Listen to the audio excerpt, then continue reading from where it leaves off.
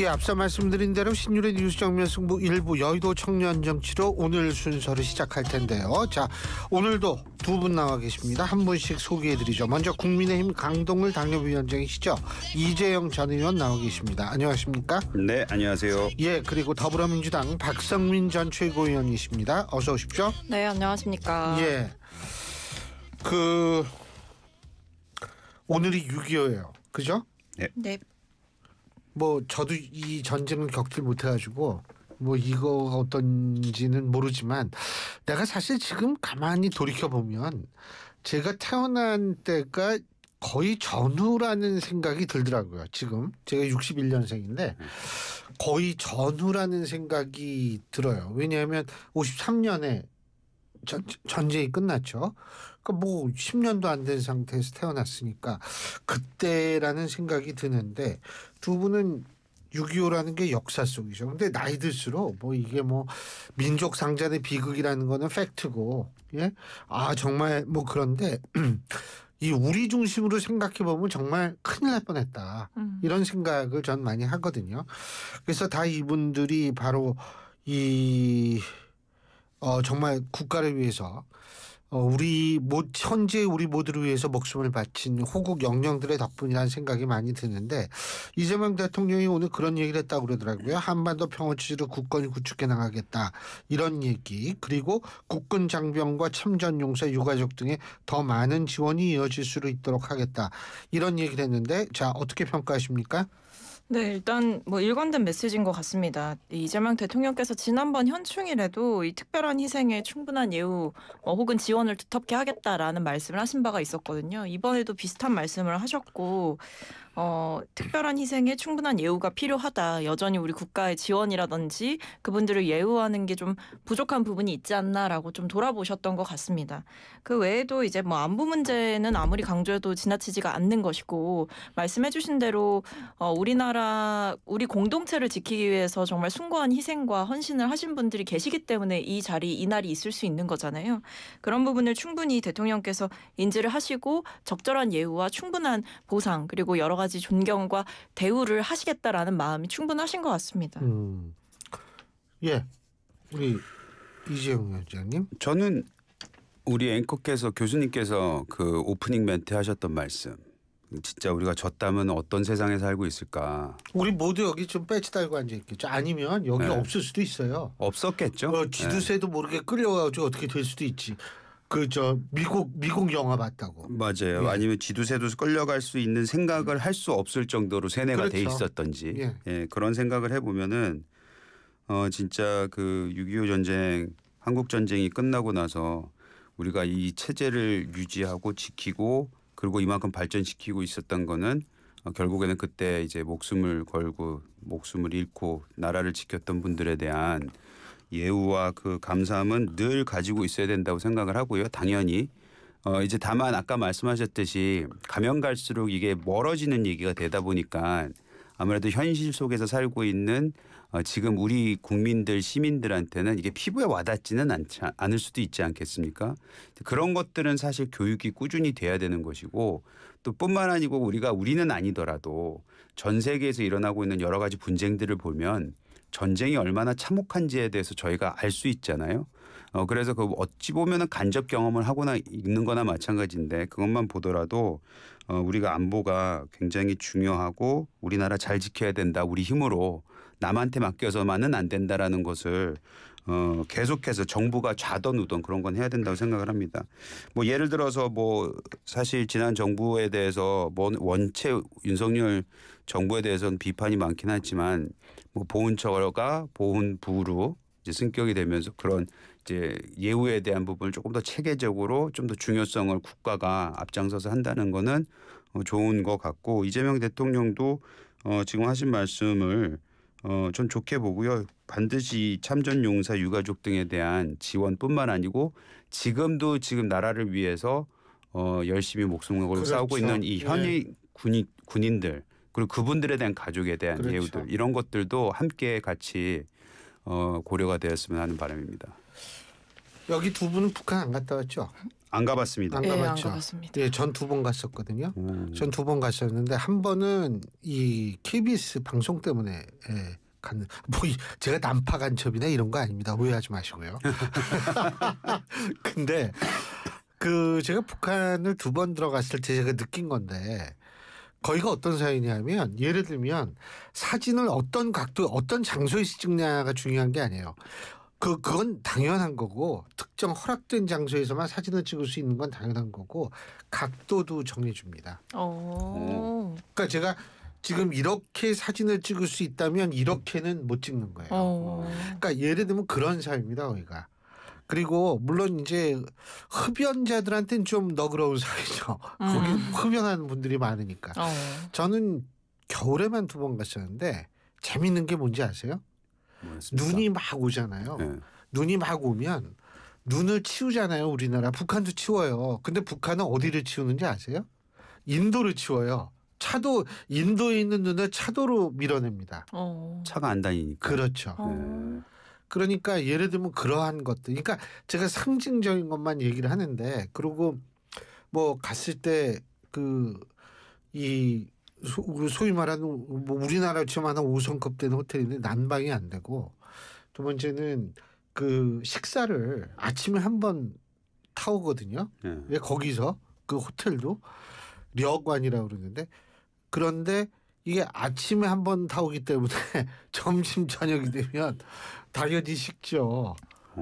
그리고 하여간 참 그래요. 그래서 좀 이렇게 거기서 서빙하시는 분들이 좀 제대로 뭐 이렇게 먹고 하나 이런 생각이 들어가지고 좀 이렇게 우리가 이제 뭐 나온 거 뭐 이런 거 과일 같은 거 있으면 좀 주려고 그러면 절대 안 받아요. 그거 받으면 걸리거든요.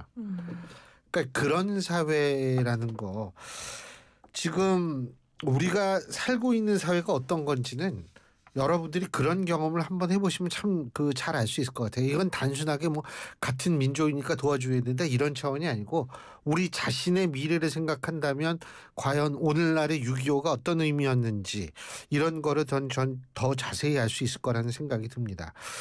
자, 그런데 이재명 대통령이 취임 30일 기자회견을 검토하고 있다. 전 이거는 좋은 것 같아요. 어떻게 보세요?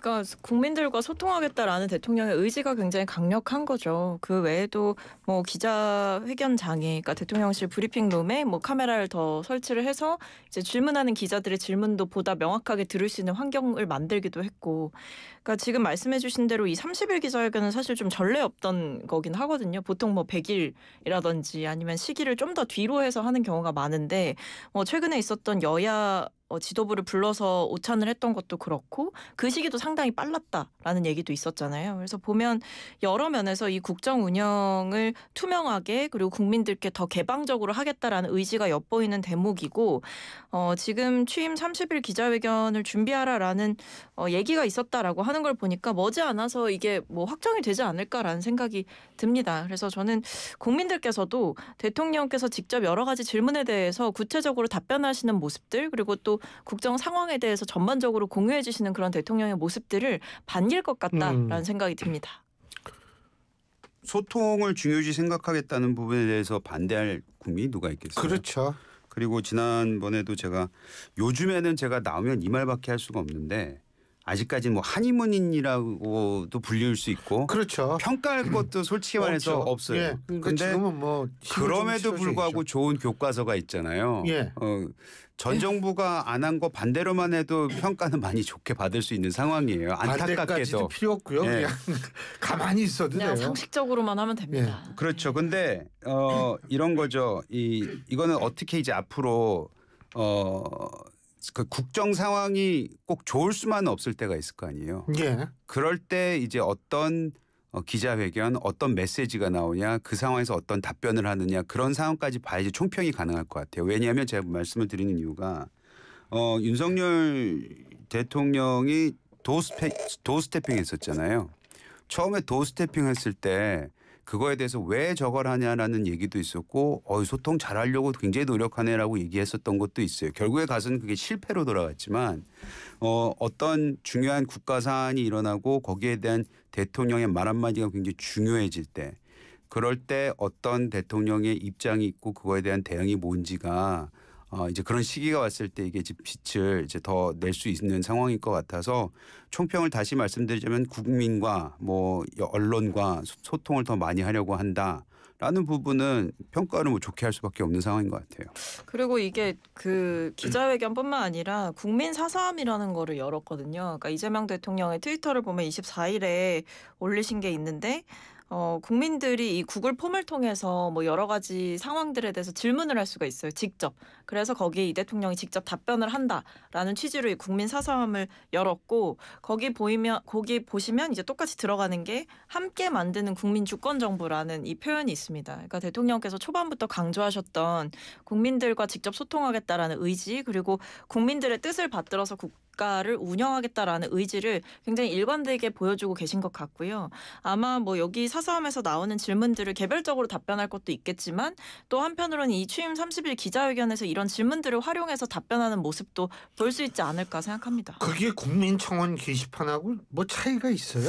일단 국민청원 게시판 같은 경우에는 뭐 형식상 차이겠죠. 그러니까 청원 같은 경우에는 올리면 그 다 무슨 청원이 올라왔는지 다 볼 수 있잖아요. 근데 구글 폼은 그 관계자들이 아마 볼 수가 있는 거죠. 근데 그 중에서 이제 답변을 하겠다라는 게 이제 과거의 국민청원 같은 경우에는 그 수많은 올라온 질문들 중에서 뭐 동의를 얼마나 받았는지에 따라서 이 청와대에서 답변을 했었는데 이거는 구글 폼에서 이제 다 이제 질문을 받고 그 내용을 보고 그 중에서 이 답변을 하는 이런 방식인 거죠. 예, 뭐 어쨌든 좋습니다. 근데 지금 제가 조금 우려가 되는 거는 소수의 목소리가 여론으로 착각되는 현상은 그 현명함으로 좀 잘 구분을 해야 되지 않을까라는 생각이 드는데. 예. 근데 그 또 하나는 뭐냐면 뭐 오늘도 이 뉴스가 전부 그 송미령 장관인가요? 이분 얘기인데 이분이 오늘 그랬어요.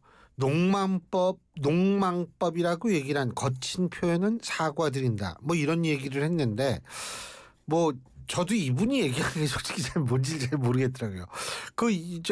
양곡법 이런 거 반대했었는데 뭐 자기가 뭐 생각이 그렇게 많이 바뀐 건 아니고 근데 뭐 이걸 어떻게 하겠다는 건지 모르겠는데 어떻게 보세요?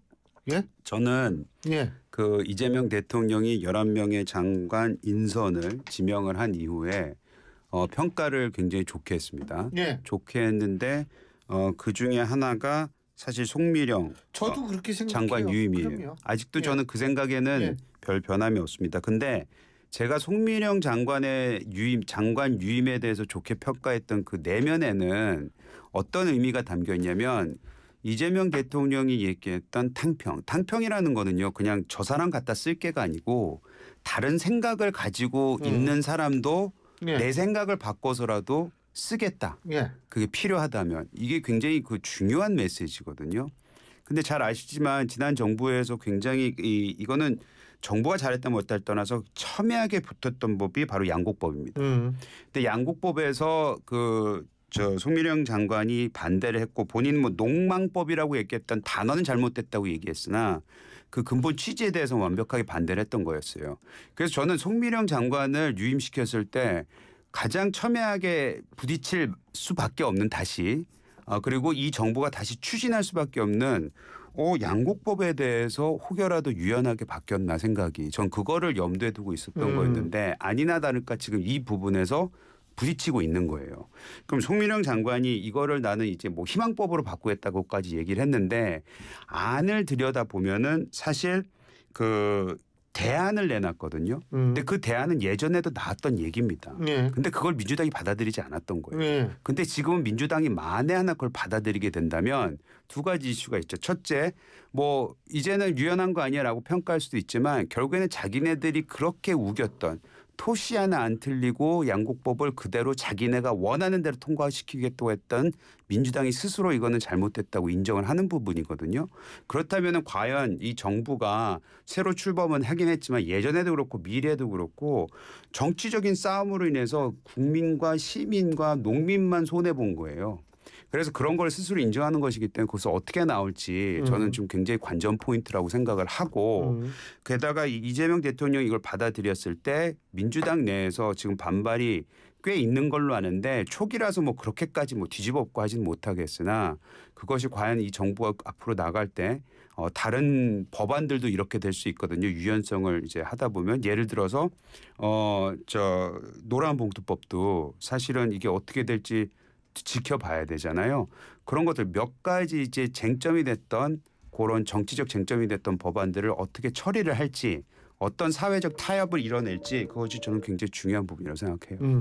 예. 네, 일단 송미령 그 장관을 이제 유임시킨 것은 사실 쉽게 할 수 없는 선택이었을 거예요. 저도 아주 그건 잘한 네, 거라고 그런 봐요. 면에서 한편으로는 정치적인 승부수가 됐다라고 생각을 하고 대통령께서 실용주의를 강조를 많이 하셨었잖아요. 그러니까 그 부분을 행동으로 보여주셨다라는 점에서 저는 높게 평가할 만하고 대통령의 의지를 존중해야 된다라고 생각하고 여기에 대해서 저는 국민의힘이 그렇다고 그럼 이제 와서 소신을 바꾸겠다는 거냐라고 이 송미령 장관의 사퇴를 끌어내거나 이런 공격은 또 좀 부당한 것 같아요. 왜냐하면 국무위원이 각자의 소신과 철학을 물론 가질 수 있고 그 부분이 국정 운영을 함에 있어서 대통령께 보탬이 되고 뒷받침이 돼야 되는 것은 맞지만 어쨌든 정부의 일원이지 않습니까? 정부를 이끄는 책임자는 대통령이고 그 비전과 방향을 제시하는 건 역시도 국민의 신임을 받아서 민주적인 정당성을 기반으로 그 위에 선 대통령이기 때문에 대통령의 철학과 비전을 충분히 존중하는 선에서 그런 부분들이 발휘가 돼야 된다라고 저는 생각을 해요. 저는 송미령 장관께서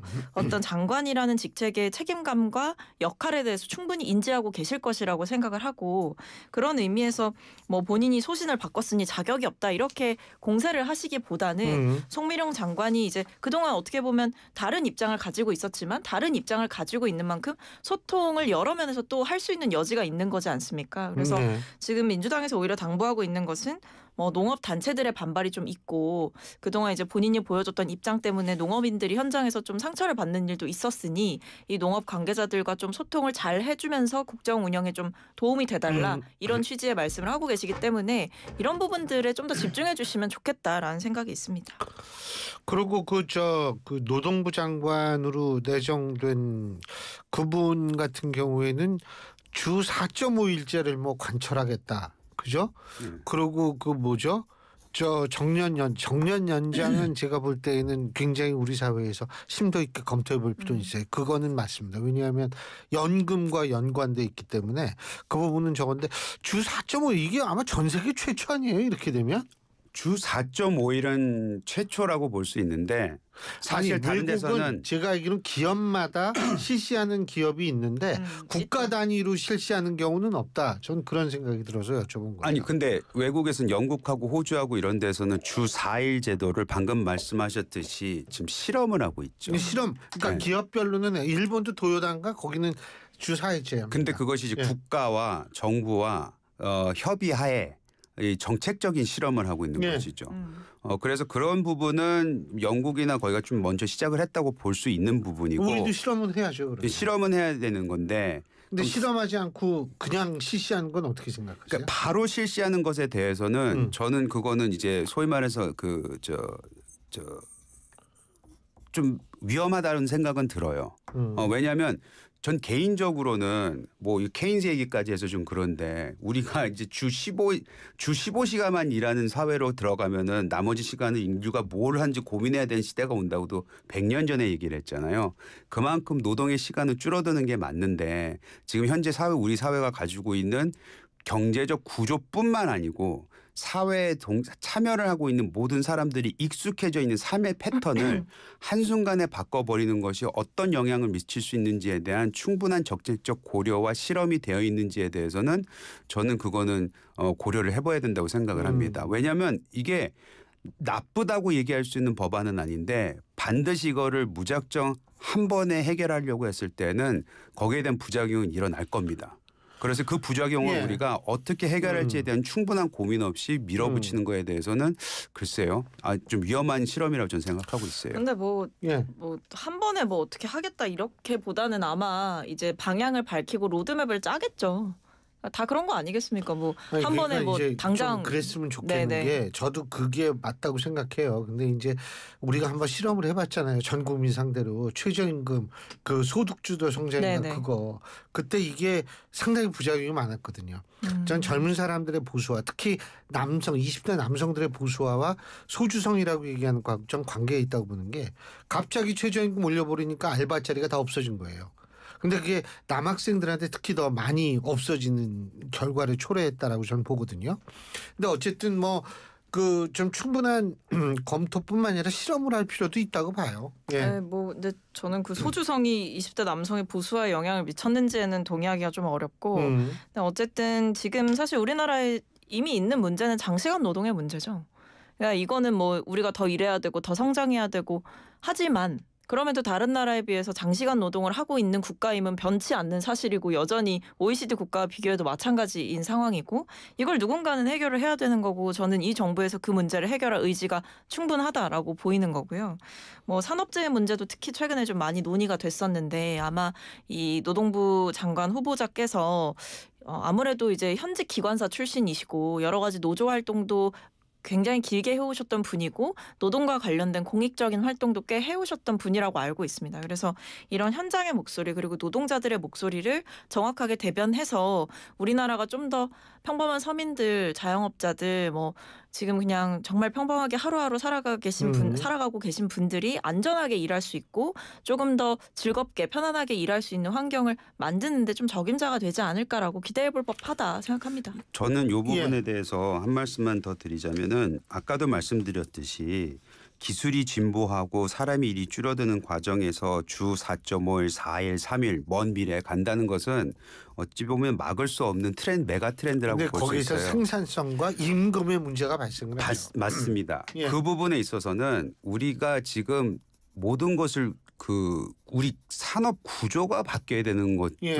같이 논의가 돼야 되는데 그거 없이 지금 4.5일로만 간다면 특히 예를 들어서 이재명 대통령이 4.5일을 얘기를 하면서 지금 현재 4.5일로 갔을 때는 있는 사람들만 더 혜택을 받는다. 그러면 저는 이 상황을 이해를 하시네라고 생각을 하겠어요. 재벌 개혁이라든지 우리나라 산업 구조에 대한 변화 없이 이걸 한다면 저는 결국에는 몇몇 소수한테만 모든 혜택이 물러갈 겁니다. 그런 것까지 고민이 됐느냐.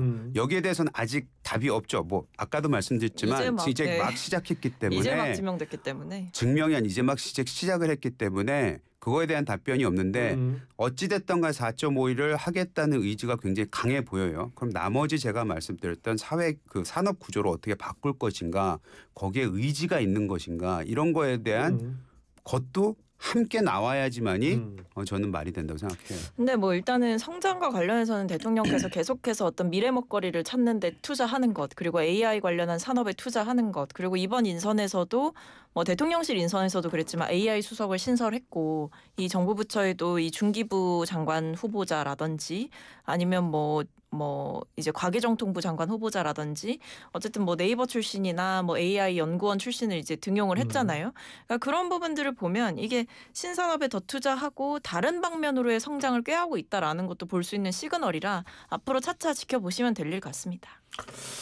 하여간 외국도 실험 중이라는 걸 좀 잘 숙지를 해서 너무 서둘지 않고 부작용 없이 했으면 좋겠고 한다면 자. 그 김민석 총리 후보자 청문회 지금도 하고 있죠. 어떻게 보셨습니까? 뭐 저는 해명된 게 없다고 보는데요. 본인들은 자꾸 해명을 다 했다고 하는데 김민석 후보에 대해서 쟁점은 돈 문제잖아요.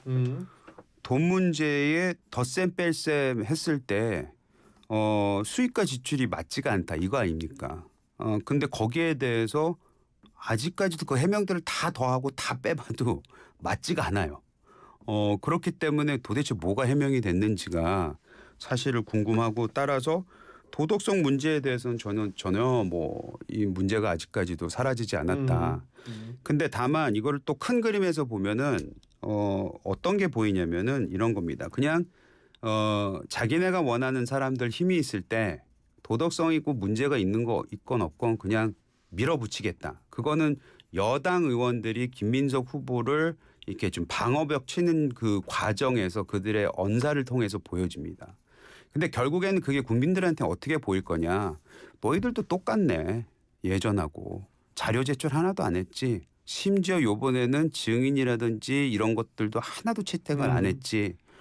결국에는 힘이 생기고 정권을 잡으니까 예전에 정권이 없고 야당이었을 때는 모든 청문회에 있던 나온 사람들을 자기네들도 탈탈 털면서 자료 제출 안 하는 것에 대해서 소리 지르고 손가락질하고 서로 고성을 하고 정회시키고 이랬던 모습들이 결국엔 반대해서니까 그거를 보호해주고 있는 입장으로 바뀐 거잖아요.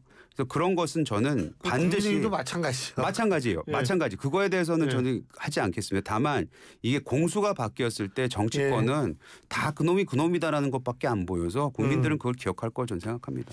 예. 뭐 일단 저는 어느 정도 충분히 해명을 했다라고 생각을 하는 게 결국에 이게 돈이 뭐 얼마가 빈다 이 문제도 있었던 거잖아요. 뭐 6억이 빈다 이거였는데 일단 이제 후보자가 청문회에서 처음 밝힌 것은 뭐 그동안 얘기했던 것은 경조사 그러니까 예. 결혼식과 뭐 빙부상 그다음에 출판 기념회 2번 정도 이렇게 해서 모였던 금액이 있었던 거고 그 외에 이제 아내가 지금 이제 생활을 하면서 부족했던 생활비를 뭐 몇백만 원씩 당시 이제 본인의 친정집 그러니까 후보자 입장에서는 처가댁인데 처가댁으로부터 아내가 받아서 썼던 돈들을 이제 5년간 모아 보면 그것이 대략 한 2억 정도 되는 것 같다라고 이제 말씀을 하셨어요. 그래서 이 부분에 대해서 사실 이거를 다 합쳐보면 이 후보자가 언급한 부분은 조희금 출판기념회 보면 각각 뭐 1억에서 1억 5천만 원 정도 감사하게 그 정도를 이제 받았었다라고 이야기를 하셨고 이걸 다 합쳐보면 저는 어느 정도 이 자금의 흐름이나 출처는 좀 해명이 되는 것 같다라는 생각이 있었고 오히려 국민의힘에서 계속 문제 삼았던 뭐 자료 요구나 증인과 참고인이 없는 청문회다라는 것에 대한 문제는 사실 국민의힘의 책임도 전 적지 않아 보인다라고 생각합니다. 왜냐하면 이 국민의힘에서 자료 요구했는데 안 왔다라고 했던 그 요구하셨던 자료 내역들을 보면 김민석 후보자 자녀의 성적표, 뭐 생활기록부 이런 것들을 요구했다라고 하고 도대체 왜 이게 필요한 건지 전 모르겠습니다. 그 외에도 전처의 출입국 기록을 달라. 뭐 이런 요구를 했다라는 거예요. 그러니까 어떤 후보자가 지금 자료 요구에 아예 다 무응답을 한 게 아니잖아요. 그러니까 본인도 판단을 했을 때 이것이 과도하게 사생활 침해적이고 어떻게 보면 본인과 독립된 개체인 전처라던가 아니면 독립적인 삶을 살아가고 있는 아들과 관련한 내용이라던가 이런 것들을 제출할 필요를 저는 아마 못 느꼈을 것이고 거기에 응하는 것도 저는 잘못했다라고 생각을 합니다. 이것은 정당한 자료 요구라기보다는 사생활 침해와 정치 공세에 가까운 모양새이고 증인 참고인 같은 경우에도 민주당이 애초부터 증인 참고인을 안 부른다 이렇게 한 게 아니거든요. 애초에 뭐 합의할 때 5명 정도는 된다라고 이제 동의를 하면서 그 명단을 협의를 했었고 근데 그게 이제 협의를 계속 거쳐가는 과정에서 갑자기 국민의힘 측에서 기존에 합의됐던 증인들을 다 뒤엎고 새로 뭐 3명을 추가해달라 4명을 추가해달라 이런 식의 공방이 있다 보니 증인과 참고인을 신청할 수 있는 마지노선을 넘겼다. 이게 지금까지 드러난 경위입니다. 예. 그렇기 때문에 이것을 마치 김민석 후보자가 무조건적으로 불성실하게 임하고 있다. 혹은 민주당이 무조건적으로 모든 이 검증의 창구를 막고 있다. 이렇게 보시기는 어렵지 않을까 생각합니다. 근데 거기다 대고 저기요. 네. 그 말씀 있죠. 있어요. 제가 2부로 넘어가자마자 드릴게요. 알겠습니다. 1분 여기서 줄이고요. 자, 신율의 뉴스 정면승부 1부 순서는 여기서 줄이겠습니다. 르노